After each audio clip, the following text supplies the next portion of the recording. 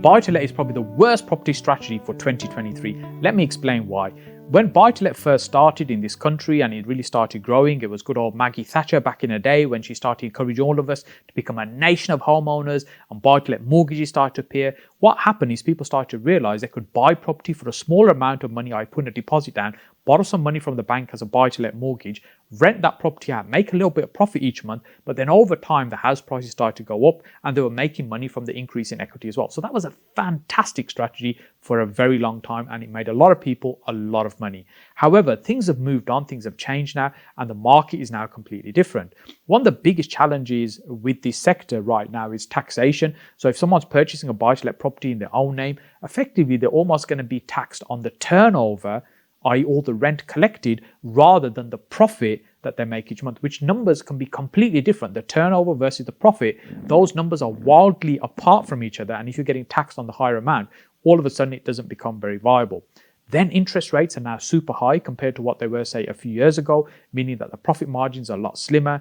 Because profit prices are higher as well, sometimes it's difficult to be able to buy the property in order to be able to create that rental profit that you need to and be able to afford to buy that property. So if that makes sense, essentially what I'm saying is the affordability really isn't there from the rent in order to buy that property.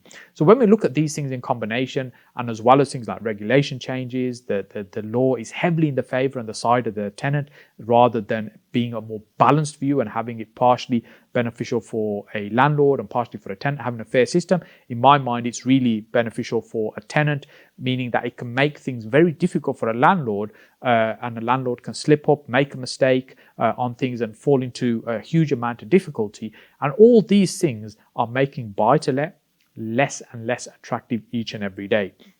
So more people are moving away from the buy-to-let sector because firstly, it's just not profitable like it used to be. It's just way too much headache. Regulation is too high right now. So what's the alternative?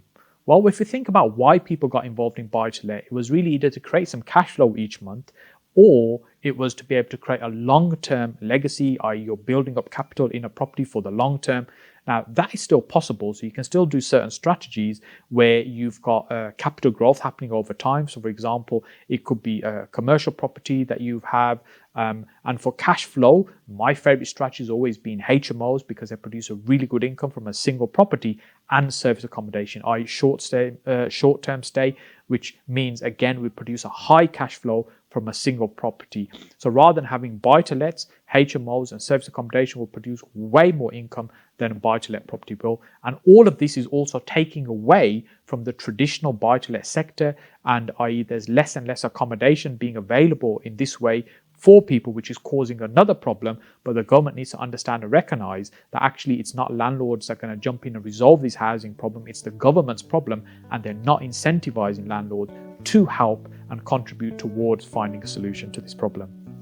Hey, if you're enjoying these short videos that we're doing called Saj Dailies, then make sure you also check out our longer form content that we have on the channel. There's probably about 300 videos that are on the channel that we've uploaded over the last few years, and there's a lot more content uploaded regularly.